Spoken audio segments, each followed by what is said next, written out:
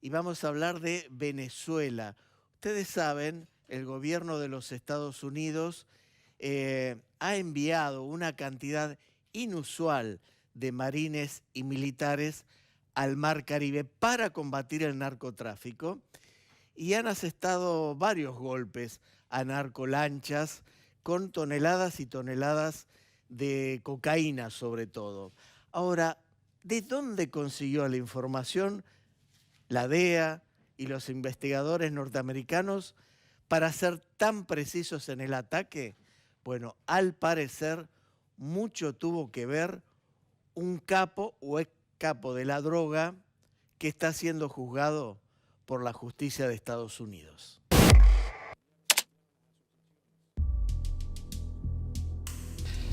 La inteligencia criminal utiliza el método científico y la investigación empírica para producir conocimiento que se pueden llevar a la práctica para accionar, por ejemplo, contra las organizaciones narcoterroristas.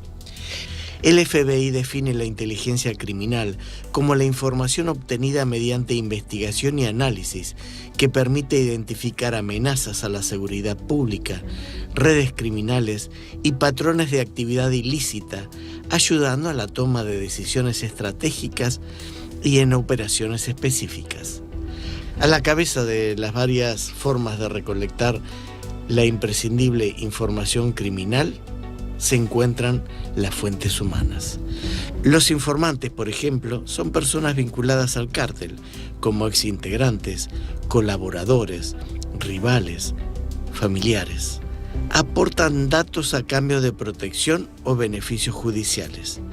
También hay agentes encubiertos y testigos protegidos que, por lo general, conocen la estructura del grupo criminal.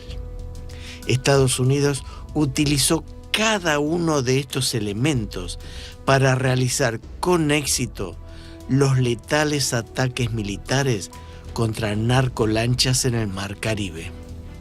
Si bien la información no está confirmada, ni lo será, existen versiones sólidas que aseguran que los precisos datos de la ruta que utiliza el Cártel de los Soles para traficar cocaína de Venezuela a Estados Unidos es uno de los jefes de cárteles más notorios de México, el otrora poderoso Ismael El Mayo Zambada, de 77 años, y ex codirector del Cartel de Sinaloa. El narco mexicano hizo un acuerdo con el gobierno de Estados Unidos el mes pasado, aceptando declararse culpable de tráfico de drogas, conspiración para asesinato y tortura, a cambio de cadena perpetua en lugar de la pena de muerte. Los datos que circulan parecen guionados para una serie. El Mayo Zambada hizo algunos acuerdos con el gobierno de Donald Trump y les detalló la manera de cómo el Cartel de los Soles estaba trabajando con el Cartel de Sinaloa para traficar toneladas y toneladas de droga. Poco después de que la administración republicana llegara a un acuerdo con el Mayo, Trump envió buques de guerra al Mar Caribe.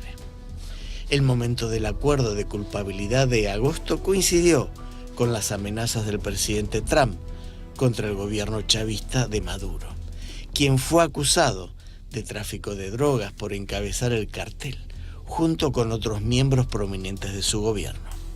En julio, el Departamento del Tesoro Federal sancionó al Cartel de los Soles, acusándolo de narcoterrorismo.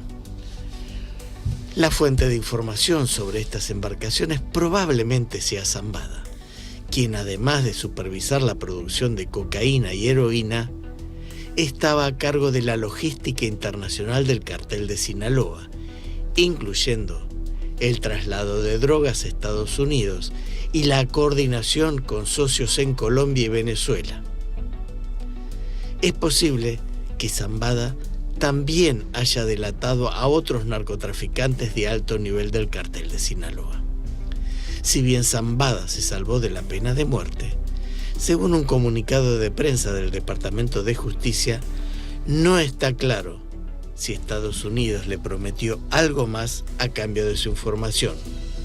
Posiblemente también habría intentado negociar la protección de su familia en México como parte del acuerdo. Zambada ayudó a crear el cartel de Sinaloa en 1987 junto con Joaquín El Chapo Guzmán. Actualmente cumple cadena perpetua en un centro de máxima seguridad en Colorado tras ser condenado por narcotráfico y asesinato. El Cártel de los Soles brindó apoyo material al cartel de Sinaloa, así como al Tren de Aragua, una banda criminal venezolana que se dedica tanto al tráfico de personas como al tráfico de drogas, según ha insistido la fiscal general Pam Bondi. La Casa Blanca también designó al Tren de Aragua como organización terrorista global. Dejamos un momento en las tensiones, la guerra en Europa, la primera guerra después de la Segunda Guerra Mundial, para hablar de Colombia, de nuestra región, y la determinación que tomó Estados Unidos porque el gobierno de Gustavo Petro no combate como es debido al narcotráfico.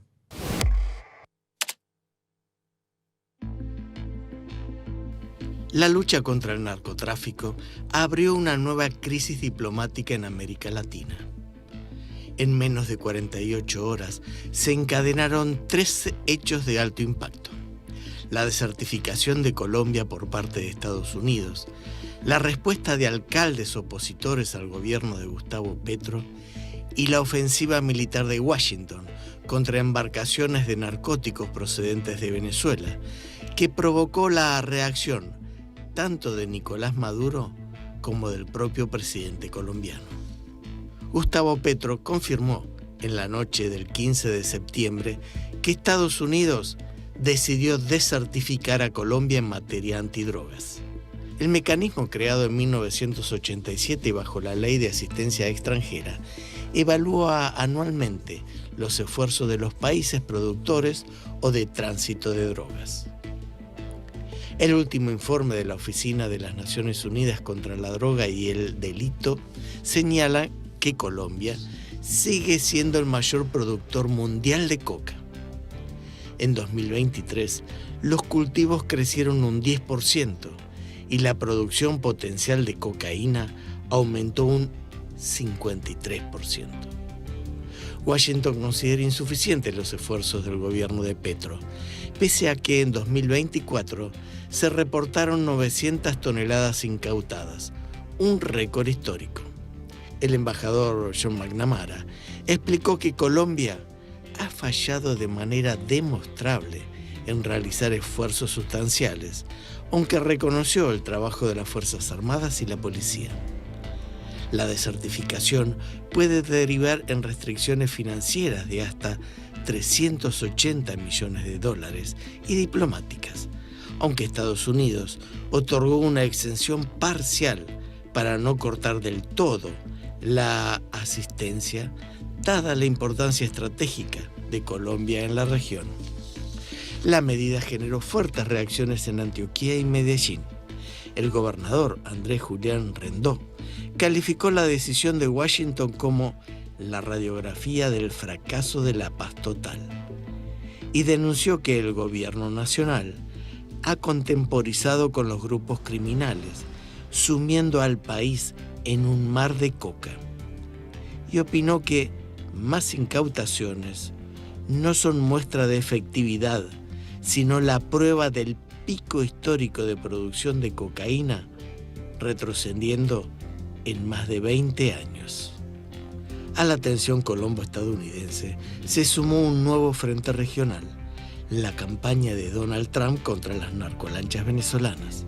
El presidente estadounidense anunció que su ejército había hundido una tercera lancha con drogas provenientes de Venezuela, aunque el Pentágono solo confirmó 2 ataques. Destruimos, en realidad, 3 barcos, no 2, pero ustedes vieron 2, declaró Trump antes de viajar a Londres, advirtiendo a Nicolás Maduro que deje de enviar narcóticos y criminales a Estados Unidos. Desde Caracas, el dictador Nicolás Maduro denunció estas acciones como una agresión y afirmó que no hubo comunicación alguna entre su régimen y la Casa Blanca. Lejos de alinearse con Washington, el presidente Gustavo Petro respaldó la posición de Caracas en este punto y criticó duramente la ofensiva estadounidense. Ante el Consejo de Ministros, calificó los ataques como un asesinato. Matar con un misil a 3 personas de una sola lancha desarmada y no blindada es un asesinato. El gobierno de Estados Unidos está asesinando gente latinoamericana en su propia tierra porque es mar territorial, dijo el mandatario colombiano. Además, en un mensaje publicado en X, Petro fue aún más explícito. Simplemente Estados Unidos participa en política interna de Colombia. Quiere un presidente títere. El pueblo colombiano responderá si quiere un presidente títere como el que vendió a Panamá o quiere una nación libre y soberana. Con estas declaraciones, Petro vinculó la desertificación directamente con un intento de presión política contra su administración y buscó proyectarse como un líder regional enfrentado a las estrategias militares de Washington. La respuesta de Marco Rubio, secretario de Estado de Estados Unidos, no se hizo esperar. Señaló en forma directa al presidente Petro por la decisión de la Casa Blanca de desertificar a Colombia en la lucha contra las drogas. En declaraciones a medios de comunicación, Rubio aseguró que el problema no se encuentra en las acciones de las Fuerzas Armadas o la policía, así como la relación entre las dos naciones, sino del jefe de Estado colombiano. Según Rubio, Petro actúa de manera errática y que no ha sido un buen aliado para combatir a los carteles de la droga. El presidente de Estados Unidos, hablamos de Donald Trump, ordenó la destrucción de la tercera embarcación narco en donde fallecieron 3 personas. Allí estamos viendo en imágenes esta embarcación, la tercera, presunta, le diría, embarcación narco. Y según el presidente, transportaba drogas en el área de responsabilidad del Comando Sur de Estados Unidos. Y este fue el último ataque estadounidense en la región. El último operativo, al menos el tercero contra presuntos barcos narcotraficantes, se produjo en medio de una gran concentración militar estadounidense en el sur del Caribe. 5 aviones F-35 fueron vistos aterrizando en Puerto Rico después de que la administración de Trump ordenara a 10 cazas furtivos unirse a la concentración. En una publicación, Trump afirmó que el Pentágono llevó a cabo el ataque siguiendo sus órdenes, matando a 3 narcoterroristas, según él, masculinos, a bordo del barco. La inteligencia confirmó que el barco traficaba narcóticos ilícitos y transitaba por una ruta conocida por el narcotráfico con el objetivo de envenenar a estadounidenses. La publicación también incluyó un video de 1 minuto de duración con marcas de sin clasificar en la parte superior que parecía mostrar una embarcación en un cuerpo de agua explotando y luego incendiándose. Además de los F-35, también hay al menos 7 buques de guerra estadounidenses en la región, junto con un submarino de propulsión nuclear. La administración Trump ha proporcionado escasa información sobre los 2 primeros ataques, a pesar de las exigencias de los legisladores estadounidenses para que el gobierno justifique la acción. Y Trump afirmó que el primer ataque, que fue el 2 de septiembre, impactó en una embarcación que presuntamente transportaba a miembros de la banda venezolana 3 de Aragua. Es la marcha del león, rugiendo cada